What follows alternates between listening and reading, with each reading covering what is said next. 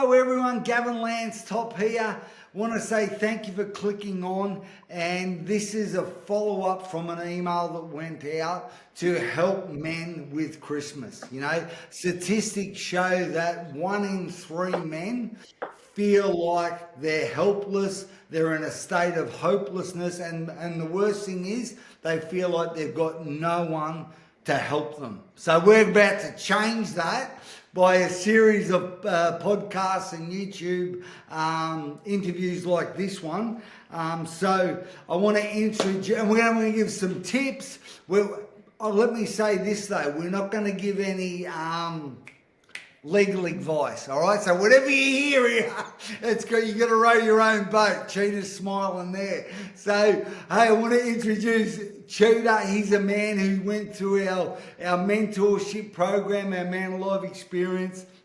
Was just a phenomenal contributor to everyone around him, and I mean has got a couple amazing kids, and was able to, just an amazing comeback story, was able to double his business, buy acreage, build a house, and just keep going forward. And then of course we've got Pete, my oldest friend in the world. Started off as a mate doing some boxing, and then end up doing the very first fight like a pro down in 2009, and just a massive contributor.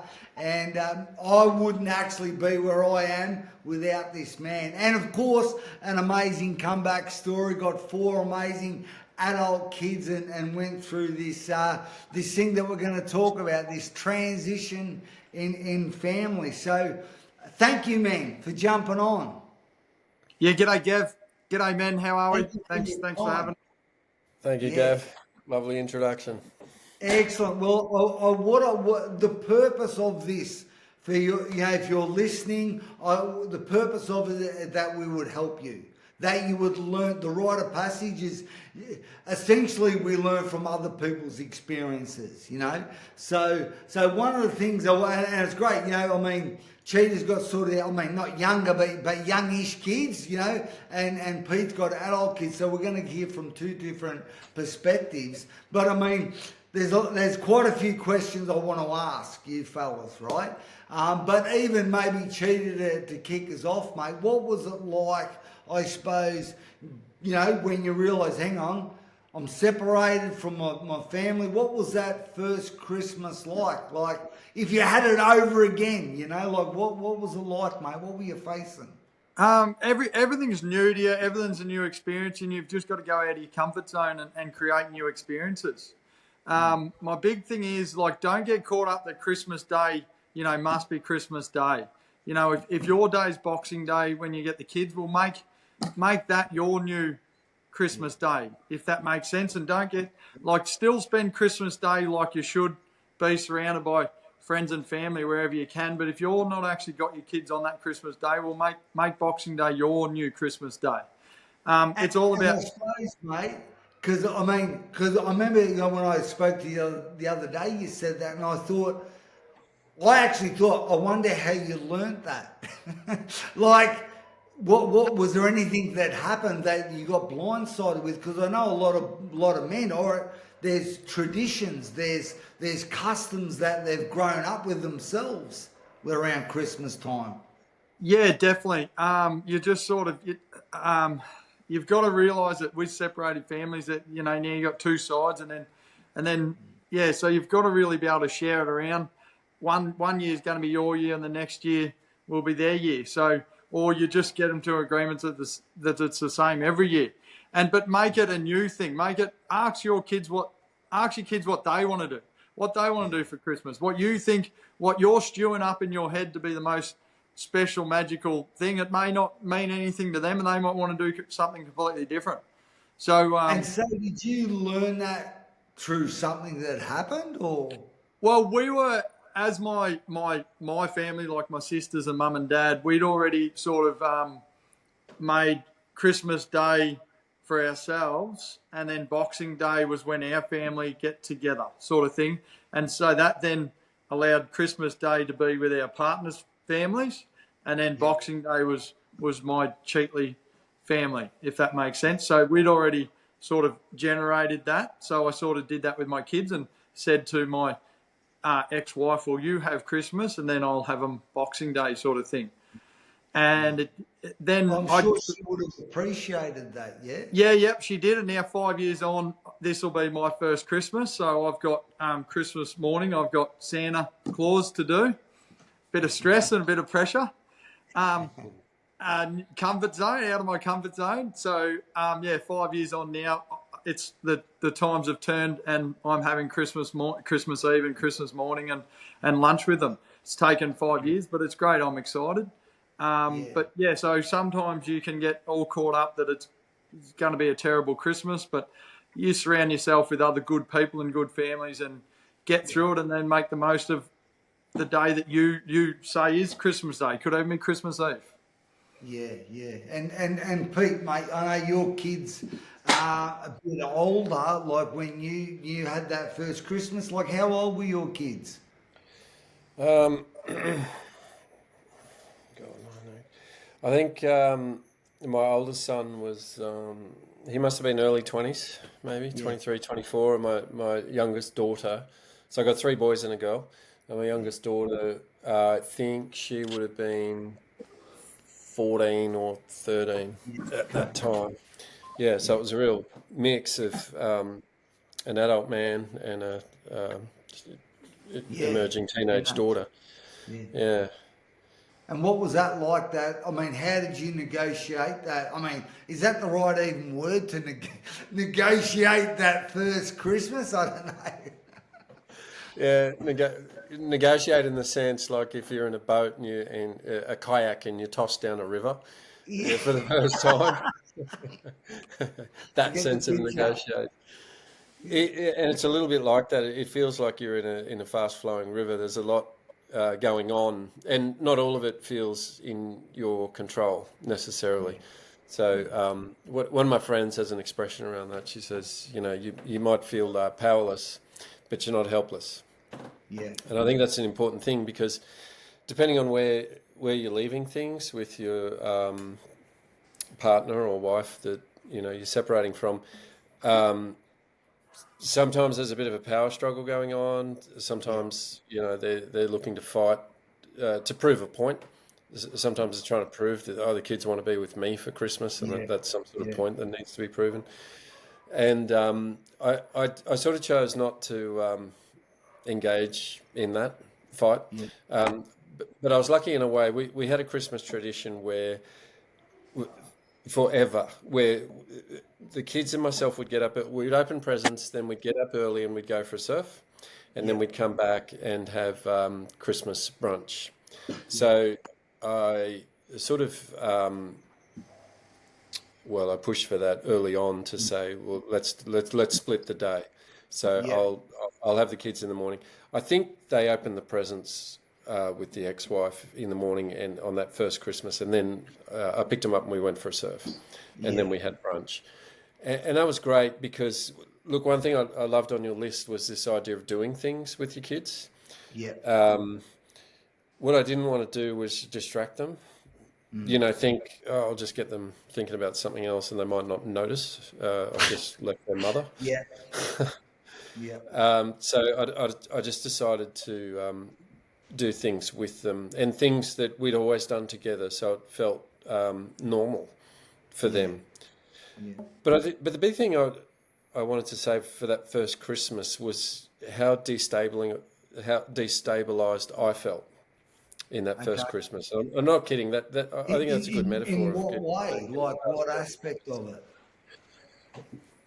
I just I was still grappling with even the reasons I'd left and the guilt of leaving.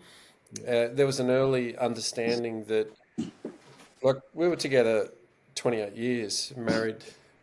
We were together longer than that, married for 28 years. So even that first Christmas, I was struggling with the guilt of leaving and disrupting the family unit. Because that was on me. I left. And it dawned on me, I did that. And there's no coming back from that. Do you know what I mean? I had in my mind that we'll work through this and everyone will end up happy. But No, it's not a happy situation. There's nothing I could do to make it happy for everyone. Speaking in particular for my ex-wife. So I just had to think. So there was a lot going through my head, is what I'm saying at the same time. So I was destabilised. So my first thing on reflection, what I think for men going through this is get yourself stabilised as much as you can. Yeah. It's not easy, but try and stand on your own 2 feet. That means settle into, if you've had to move house or move, if you're the one that had to move, okay, well, settle in, make it home, get into your structures and routines and so on, leading up to Christmas, because this is going to be a bit of a test and a trial. So first thing is look after yourself and get as stable as you can be. For me, that's like meditating or being still and just coming back, just feeling grounded myself, because I'm no good to anyone else if I'm all wobbly. So I've got to ground myself first, and then like I said, Christmas Day was a bit of an existing tradition, so I just had to make that feel normal. So I was like, guys, I'm picking you up 7 a.m. Get your boards ready. We're going for a surf. I think it's going to be good. And off we go. And then that's a doing Can I activity. ask, mate, was there a conversation about, hey, this is slightly different to last year, or was there a conversation, or you just sort of got on with it? Not really. Yeah. No, I just kind of got on with it. And again, that's what I mean about feeling like I'm going down the river in the rapids, and I'm just negotiating what's in front of me right now. But I feel like I'm being swept along. Yeah. So that had been set. We were pretty clear that that's what we were doing. So yeah, I just rolled with that. There was a lot of rolling along with things, but just really being present with them at all times. And just dialing. I guess if I was thinking in advance of this, I'd be thinking about what is normal about what's the normal roll out of a Christmas day, and just extracting whatever is normal in a Christmas day and putting into this Christmas, having a think about that. Yeah. Okay. So it doesn't look or feel too different to everybody. And I suppose, mate, if I can butt in there, and that's what I said with an email that went out, is preparation. And that's probably one of the things. And for you guys that are listening to this, or someone who needs to hear it, send it to them. But if you listen to this, maybe what Pete said, what is kind of normal that you can do? That's, try and, like you say, stabilise yourself with those things that are maybe familiar. But I want to come back to you, mate, and maybe ask you what you do different. To be better. We can always improve. So, Cheetah, what about you, mate? Even listening to Pete, what was, I suppose, what worked well that first Christmas? What would you do different?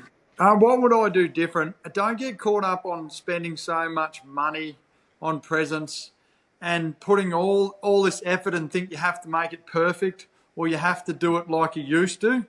Like the food, take it or leave it. Really, kids don't eat that much anyway. Buy them presents that you can enjoy together. And like cricket, tennis, an outdoor sport, just something that you also have to get involved with. A trampoline, a water sport. Water sports are great. Buy some water balloons and have a water fight. And just let them have 3 kids onto you, so they've got to, get at you. You know what I mean? And they're going to have the time of their life, because financially, a single father straight out of divorce is generally doing it pretty tough financially, and they're struggling to get by, week to week or month to month or whatever. And don't put yourself into all this debt just for one day. And so all these electronic presents and that kids are getting are just, it's taking their attention away from you. So if you can give them presents that involve you having to play with them, like even board games. Let's go back to the old school board games. Monopoly, man. I'm playing, and my kids are beating me in Monopoly. but don't let them win. They've got to beat you fair and square. That's I don't go even checkers, man. I don't let my kids beat me in checkers. You know what, mate, if I can interrupt, because even listening to you guys, I'm going to be really honest, because I reckon there's probably a lot of guys that are maybe listening to this thing, hang on, I've delegated that to my wife, like the presents or even not so much planning things. But more about there's certain food and all that stuff. I don't know if I'm a typical bloke, but it's kind of not my specialty. And probably I'd never even think about it until we're having this conversation. So Were you play guys like that? play to your strengths. Like I remember when I was married, I had just as much a surprise what the kids were opening as what the kids had. I had no Yeah, idea well, there what. you go. There you go. You're more like you want to look at, did it cost this much? Yeah. Well, I think, that would be me. Like, I wouldn't. Yeah. So that's what I mean. Is like if your strengths isn't cooking and buying a heap of presents, well, buy just the simple presents that you think that you will enjoy with the kids for that one day, and get them outside. And in Australia, it's beautiful summer. We generally get a beautiful day for Christmas. And that's my advice. Don't put yourself into this massive debt just to thinking that you're going to put smiles on your kids' face. Like kids just want your time and attention. And I think that if you give them that, they will have smiles on their faces rather than unwrapping 25 presents each. Yeah. No, good. Yeah, Thanks, mate. Pete, sorry, mate, you're conversation. going to say something. Yeah, look, I don't think it matters that so much, Gav. Like, if your experience was you weren't overly involved in that stuff, okay, that's fine. Like, don't change. Yeah. Do you know what I mean? Don't try and turn into something you're not, because there's so much going on for the kids. There's so much change in their life right now. Yeah. They're looking at you to go, oh, has Dad changed? Yeah. Don't change. Like, just be That's you. And as Jay says, man, just be available to the kids. You can't get that wrong. no. But if you try and fabricate some kind of, this is going to be the best Christmas ever, Yeah. well, it will if they've got you. That's what they're after. Yeah. You said before, like, what would I do different? Yeah, go Oh, on. sorry.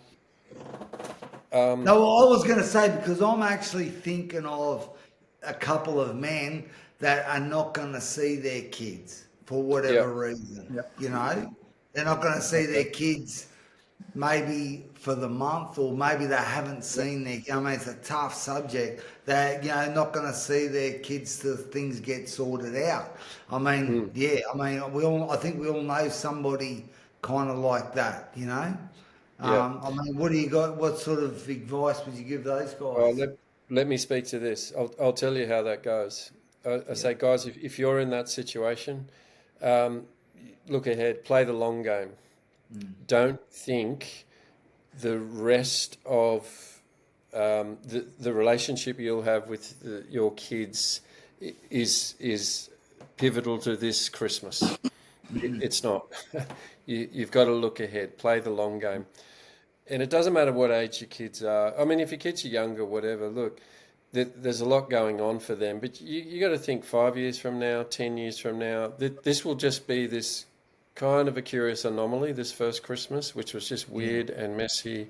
You felt destabilised, didn't quite know what to do, what have you.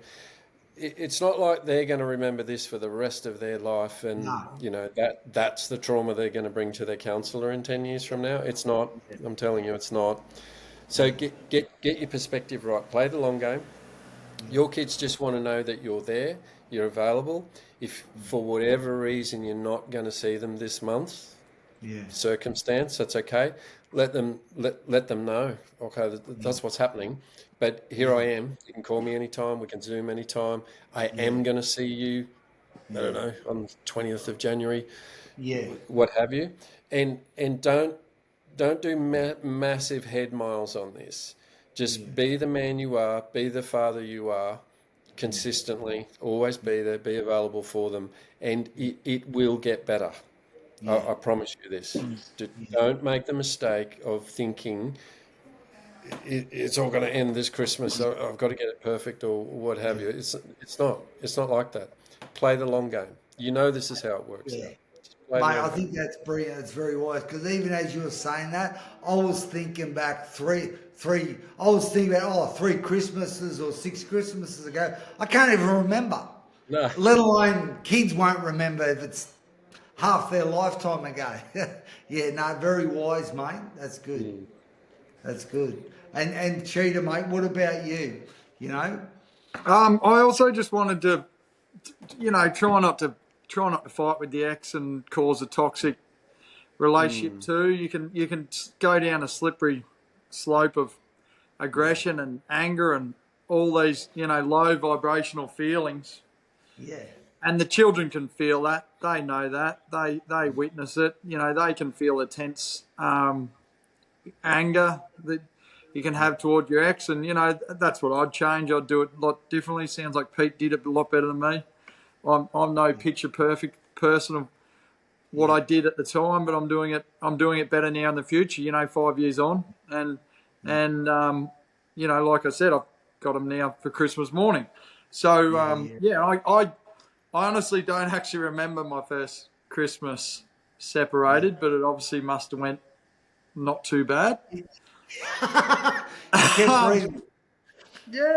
Yeah, I think so. I think that I just had it in my head that my real Christmas is Boxing Day, and that just and I also spent it with other friends that had kids too. Yeah. So that sort of made it feel like Christmas. When you can get invited to a mate's place that has kids that's running around and having fun, and then it stay off the alcohol, stay away from negative people, and just surround yourself with positive people for the day, and that are just up for having a good time, and don't do it alone, don't do it on your own. And even one thing that I suppose that's, while we're having this conversation now, leading into Christmas, I mean, it just doesn't apply to Christmas. I think it applies to maybe, kids' birthdays or different events, family kind of events, is just to really have a plan. And like you say, spending it with other people, or even one guy I was talking to actually in America, and he was saying in his local community there's a restaurant that does Christmas lunches, because the first couple of years he was on his own. His kids were adults and they were kind of, I suppose, on their own, so he just got a mate who was similar situation, went to this restaurant. Now he's been going for a couple of years. It's like his favourite place to go, Christmas. So I suppose for men listening, you get some preparation, listening to Pete, to Jace. This is what it's about, prepping yourself. You don't want to go into a fight blindfolded or unexpecting certain things. So, and it's like we talked about, creating a new story. A new Christmas, and don't have it in your head that it's going to be perfect. Get ready for something going to hit you from the side that you didn't expect, but don't let it affect you emotionally, and just roll with the punches, and just keep a smile and just keep positive, because it won't go to plan, but you can plan. You briefly mentioned about, I suppose, ex-wives, mother of the kids and what have you, mate. What about, this is, what about their families? Like, what have you learnt through doing a few Christmases, like their grandparents? Like you say, their mum and stuff. What have you learnt? What tips have you guys got for guys? Well, everyone, all the children deserve to be with all parts of their family, grandparents and both sides of every family. And even if your if your ex-partner gets a new partner, he can also bring some, different traditions in, and then your partner can do the same. And so don't get all caught up that everything that's happening at her place is negative or terrible or bad. Because it's not happening. What's happening in your head is not actually happening practically. And you can stew on it and think that it's, the kids deserve better and they should be with me. Well, it's not. Yeah. It's not the case this year. Sorry, you Yeah, go. Pete. and Jace, the converse can be true. Don't get caught up in this idea that Christmas at mum's is way better than what you're putting on this year. It's Yeah. not, because you're not there. So, Yeah. look, these kids have got one mum and one dad biologically. So you just be the dad. That's your job. Something I wanted to say before, this might be really obvious. I'm stating the obvious. But if it's Christmas, put up a Christmas tree. Yeah. And on Christmas Day, I put on Christmas music. Yeah. If you don't know what that is, Google Michael Bublé's Christmas. No, it sounds like a favourite of yours. Because it's beautiful, and it does bring in the Christmas spirit. And one third thing, pick a Christmas movie. I don't care how old your kids are, watch it Christmas Eve, Christmas night, Boxing Day, whatever your scenarios. Elf is my top pick for that one. Oh, Jesus. Elf the movie, Yeah. because you're bringing in the Christmas spirit. You really are, and and this is part of the planning and the structure and whatever, and that'll make you feel Christmassy. Yeah. And the kids love it. If they're tuned into Christmas and all this Christmas feelings. Yeah. Okay, well, let's create the vibe. Yeah. Yeah. Sorry, and that's something Pete. we always watch Lampoon's Vacation. We love it. I love it. Big thing, go for a drive around the Christmas lights. As soon as the sun goes down, put the kids in the car, ask the kids to bring a friend as well, and make it a group of kids, and just go and check out all the Christmas lights. Like, think about things that don't cost you money. And honestly, those kids, I've had times where you ask the kids what was the best part of the weekend, and it's something that didn't cost any money at all. And you're just like, I just spent $300 on taking you to this theme park, and then they say, I just enjoyed walking along the beach at the end of the day. Yeah. Yeah. And you just go, really? Like, really? I just spent all this money, and your favourite part of the entire day was looking at Christmas lights at 11 o'clock at night. And because you were there, you were smiling, you were having fun, you were relaxed. And then there's no surprise in that, Jace, is there? Not really. Yeah. Yeah, a really good mate, part of this, Brendan Peck in Tasmania, the rosebud and thorn. So this is just, it's not on Christmas, but it's something I always do at the end of my weekend with my kids, is a rosebud and thorn. So the rose is the best part of the weekend, the thorn's the worst part of the weekend, and the bud is what you're looking forward to tomorrow. And I go on holidays, I go camping, I spend any time with the kids. You get a group of kids, you get all 10 kids, and you all go around the circle and say, what's your rosebud and thorn? So your best part, your worst part, and what are you looking forward to tomorrow? And honestly, sometimes when they come out with my best part was, and you're like, really? Really? That was your favourite? We did all this stuff for 3 days, and that was your favourite thing? My daughter, we went and got bogged. We went out hunting the other day, and we got bogged, and we had an adventure.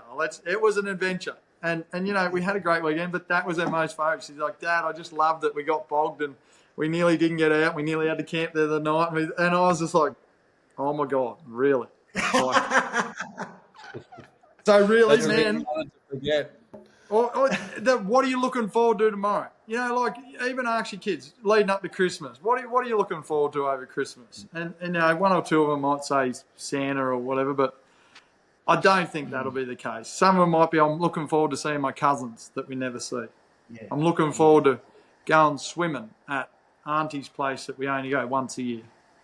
Yeah, and I think just, for men that are listening, I think that's a very good point. It's a good opportunity, I think, to reconnect with old family, maybe family I haven't seen for ages, because it's about, like we say, creating something new.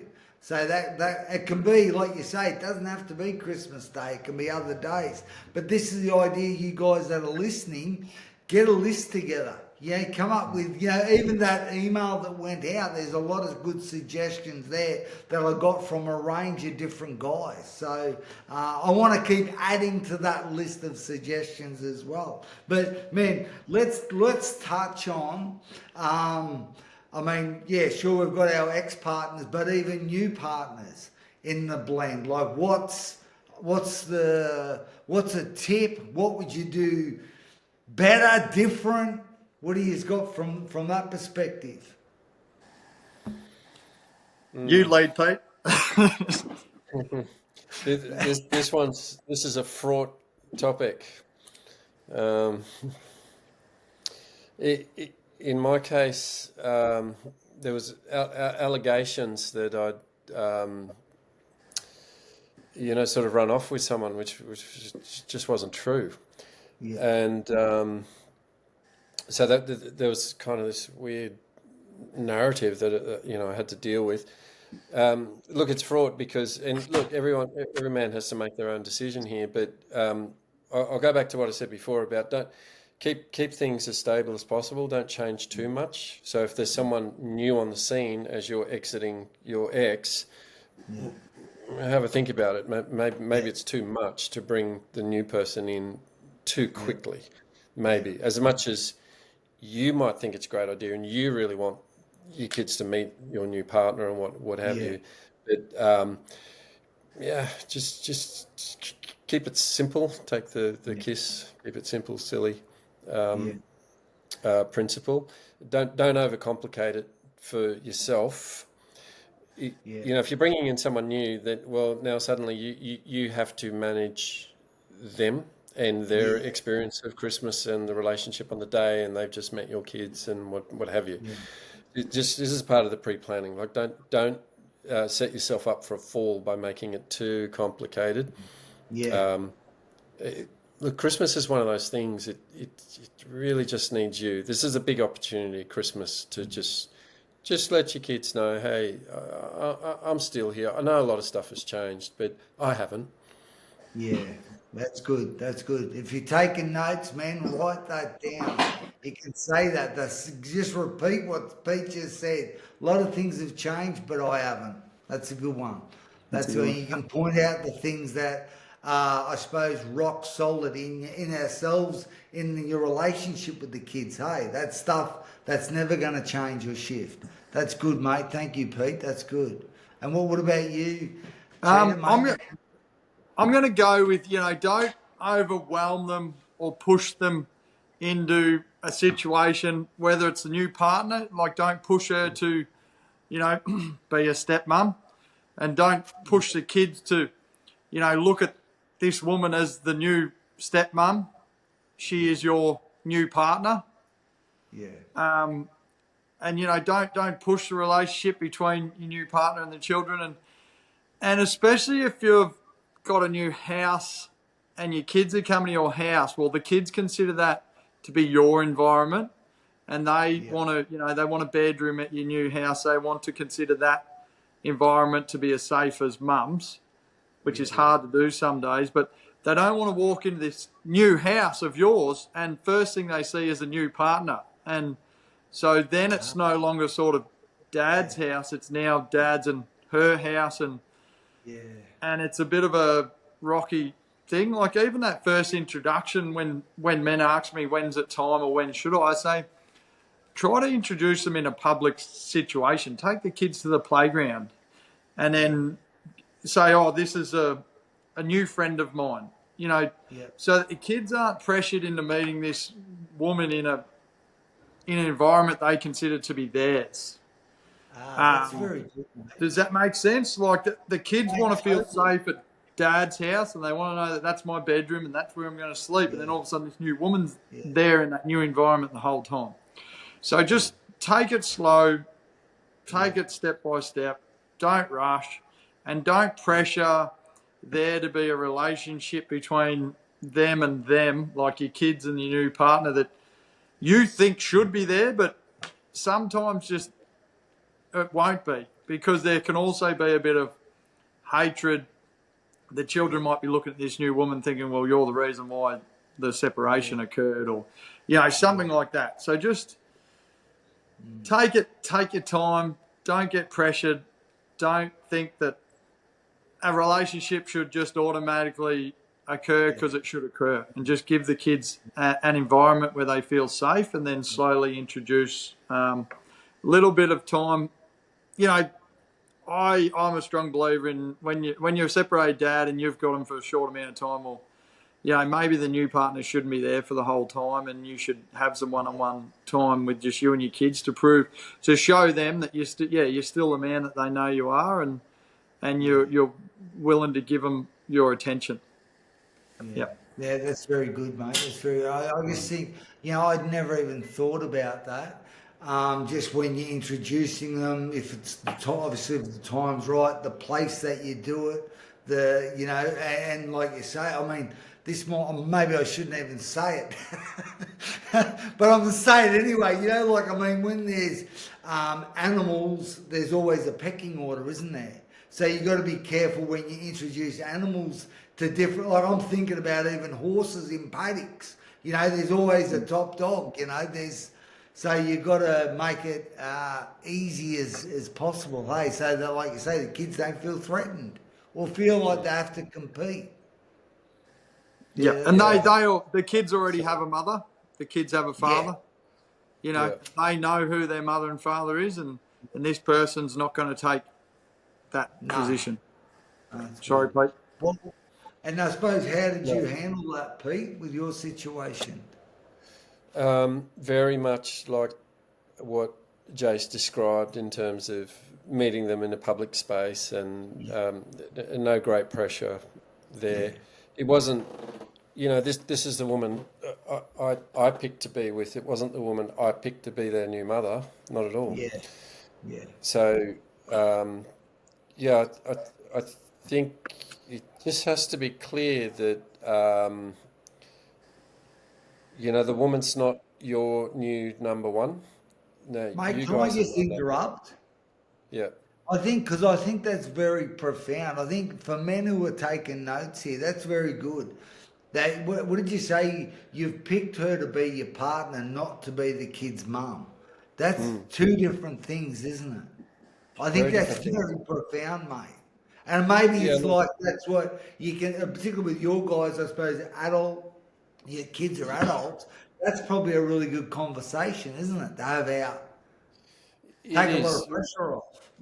Yeah, well, remember, Poppy was only 14, so she was sort of wondering. I could see it. She was sort of wondering, is that my new mum? Yeah. Does she? What do I call her and whatever? And I said, well, you call her a name. That's her name. Yeah. And I just had to be really clear about that. And I was thinking about this. Like, think of your terminology in terms of how you're speaking about your new partner. I would say things like, look, she makes me happy. This new woman, she makes me happy. Now, most kids want you to be happy. They might react, they might say, but I make you happy, don't I make you happy? And I go, no, I understand, but this is a woman, she makes me happy, but you're my number one. Yeah. You guys are my number one. And I don't care how old your kids are. My older son, what did I say? He was 24. And I go, you're my number one, mate. You're my number one. You and me, we're going places. And I just keep reiterating that and make it clear to them. I'm telling you, you're my number one. She makes me happy when you're not here. Yeah. Something like that. So just play with the language, play with the words, keep it simple for them. Yeah, that's very good, mate. And I suppose what we talk about, even like the mentorship, the man life, because words create. We prophesy with our words. We speak things into creation, really, don't we?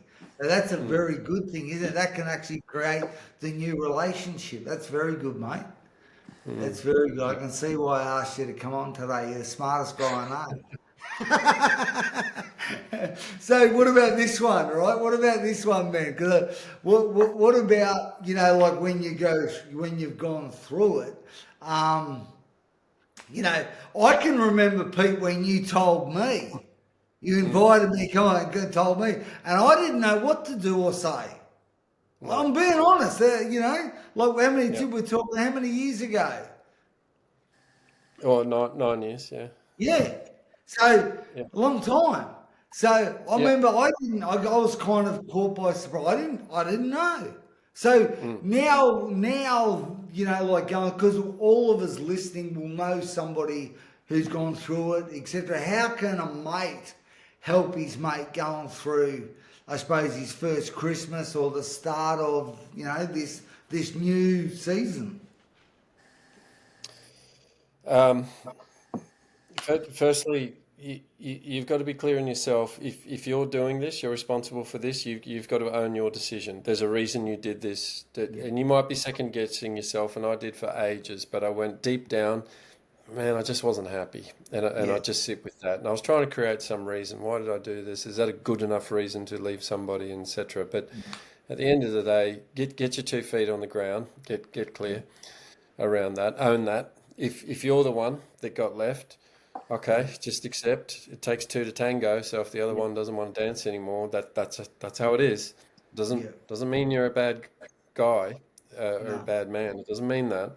It just means that tango didn't work. That's Yeah. all. That's all it means. Yeah. As for your friends, well, here's the first thing. Call on your friends. Call on them. Yeah. Just like what Gav said there, just because you're going through a hard time, a lot of people will look in from the outside and will want to go, oh, I think he's doing okay. I think he's all right. And they won't necessarily reach in to hold you because they don't know how. They're not used to doing this. They've never done it before. They don't know what to say. So it's kind of human nature. It's kind of scary to reach in and help out a friend. I don't know if I'm welcome. So they don't. Don't hold that against them. Yeah. In reverse, you got to work out who's in your inner circle. This is part of being grounded. I said before, get your platform right, get your 2 feet on the ground, have a think about who's in your inner circle, and be real about this. It might not be your father or your mum or your favourite brother. It might not be. Just because they're blood family, it might not be. You just work out, like do the exercise, work out who's in your inner circle and who you want to who you want support from. Write it down on a piece. Draw a circle. Put yourself in the middle and write the names around it of people. I'm going to need your support. And if they're not, if it's not natural for them to reach in and help you, don't hold that against them. They don't know what's going on. Yeah. So you're entitled to people in your inner circle to call on them and say, do you know what, mate? I'm doing it really tough. I actually don't know what to do. Christmas is freaking me out. Can we have a chat? Can you come over? Can I come over and sit down with them? And trust me, it'll work out. It just breaks the ice, and then you'll be able And to I sit down. suppose that's good. That's from, I suppose, your perspective. But what about blokes what could men have done different to support you or help you in some kind of way, big or small? Well, reach in. Actually reach in. So I had a group of guys, and they do. You just think, oh, I haven't heard from Pete. He must be going okay. I know he's broken up, but I'm sure it's working out fine. Well, don't assume that at all. It can't be the case. It can't be. Don't kid yourself. Probably You need to assume it's not. you have to assume it's not until proven otherwise. So text, hey man, how you doing? Hey, I was just thinking about you today. What's going on? Hey, let's catch up. Or do this dreaded one. I love this one. Go to their house and knock on their door and say, mate, I was just driving by. I'm not staying. Just thought I'd say hello. I'm not staying. You just keep saying, I'm not staying. Yeah. You know what I mean? 2 hours Because if later, you you're feel still like not you're supposed staying. and the next minute, an hour later, you're on the couch having a big chat. Yeah. Yeah, and look, that's how you do it. If you feel like, oh, I don't want to impose on my mate, just say, hey, mate, I'm not staying. I was just driving through. What's going on? Yeah. That's all. Please go. Just reach in. They'll thank you. And whatever that first impression is of them, no, I'm fine, mate. Don't believe it. Just go, no, it's cool. That's good. That's good to hear. That's good to hear. I hope Just every saying it. man is taking notes here. This is God. I write down, I go and see him, but I'm not staying. That's Yeah, gold. You can't kick me out because I'm not staying. no, it's intriguing. Gold. And what about you, Cheetah, mate? What's Um, something somebody could, you wish you had have had or somebody had have done? yeah, I'll go with if you're the mate and you're trying to convince them to come around. Like don't go hard pressure them, but just go around there. Like a day or two leading up to it, and just explain to them. Listen, mate, we're just having a casual day at home. You don't have to bring anything. You don't have to do anything. You don't have to Yeah, be there at a certain time. My yeah, wife will have all the food. We'll have all the kids. We'll have everything organised. You don't have to bring anything. You don't have to be there at a certain time, but we'd love for you to be part of it. We'd love for you to just come and join us. Whether if he feels bad about not eating lunch, we'll come after lunch. Come at 2 o'clock, please. yeah, Come at 11 and leave by 1. You know what I mean? yeah, Just come in the morning and watch the kids open presents with us. yeah, And I do have to reiterate, don't involve alcohol. It doesn't always have to be alcohol. no, If you're the man that gets invited around to someone else's family home, they just want you there. They want you to be present and stay off the alcohol and you know yeah, what? They'll invite you back. You know what I mean? And then every other wives talk, I'm telling you, women talk 10 times as yeah, much as men. They'll be like, oh, yeah, geez, we had Jason around Christmas Day and he was such a pleasure. He played with the kids. He was just joyful. He was happy.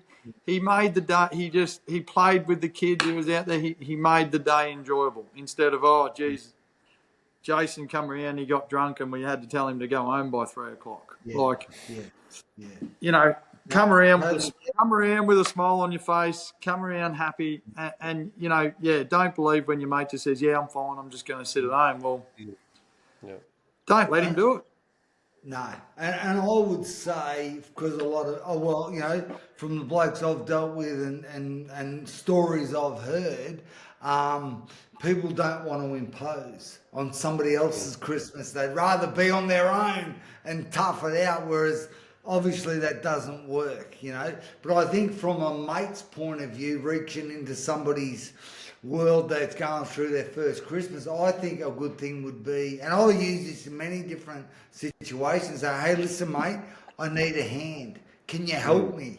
Because a lot of them, they won't do it for themselves, but they'll do it to help you.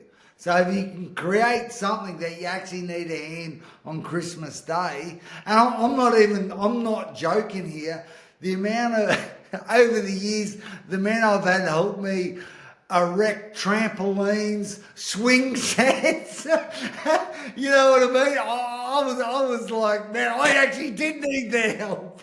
and then, you know what I mean? It's just another thing that you actually get close Yeah. to somebody. It creates something to say, well, really, how are you going, mate? So, Yeah. like we know in the Man Life Experience, when we're on mission and helping each other, we obviously communicate at another level. So that might be something, even like you say, yeah, one of the days, hey mate, I need some help. So that'll get someone out of their house or out of their, from being in their head too much or thinking what's not happening opposed to creating something new. But gentlemen, so I mean, there's so much value I think in this. And men that are listening, or even women that are listening, share this post. Share that with somebody who you know will benefit. And look out, because I've got others coming. We've got men in, younger kids, grandkids. We've got other men, sharing their experience. So, I mean, gentlemen, it's just an honour to have you guys speak and share your wisdom. This is going to help a lot of people. So, hey, and even if you're listening to this and it's helping, leave a comment. Say, hey, this helped me or that helped me. So many takeaways. So, man, in finishing up, what's maybe your last bit of advice for men, with situations changing? It will get better. It will get better. It will improve. Don't let the anger and your low vibration take over and control your, mental state and bring you down. Just stay positive. And honestly, I'm 5 years on. I'm in such a better place than I was 5 years ago, and I'm happy. I'm relieved, and things are falling into place. It's been a long road, but the kids grow up, and they'll remember you just smiling and being happy and enjoying them. And a lot of times that doesn't involve money. It just involves time and effort and commitment. Yeah, awesome. What about you, Pete? 100%. Play the long game. It will get better. Relax. Just keep it simple. Here's my favorite tool. Wash the dishes with your kids. After Christmas lunch or whatever, just don't put it in the washing machine. Don't do that. Just wash the dishes at the sink, because that's the quiet time where you're just doing something meaningless and menial together. That's when they talk. And look, this is the thing through this period. Your kids want to talk to you. There's things they want to say, but they don't know when to say it, and they don't know what to say. They don't really know what they want to talk about. So you create these menial scenarios, like we're washing dishes side by side, not even looking at each other, but we're side by side, and then that's when it'll come out. And you have to be ready for it. You have to be ready for it. Don't be in a hurry. Don't have a project you have to go off and do. When it comes out and your kid wants to talk about something, and be gentle and go, man, I get it. I go, this is a shit situation right now. Okay. Or whatever it is. But just be there. Just be you. Be their dad. No, gentlemen, so good. And I suppose men that are listening, I want to, part of the reason to bring these two men on is that they're success stories. But the reason they are is because they didn't quit. They didn't give up. They didn't look to think, like Cheetah mentioned, blanking things out through alcohol or other substances, you didn't quit. And that's why, and your kids will benefit the rest of their lives because you didn't quit. You didn't quit. So men listening, do not quit. Quitting's not an option. Like Pete said, the long game. Play the long game, and by all means, share this with somebody that just might change a legacy. So, all right, gentlemen, over and out. Bye for now. Thank you all. Thank you all.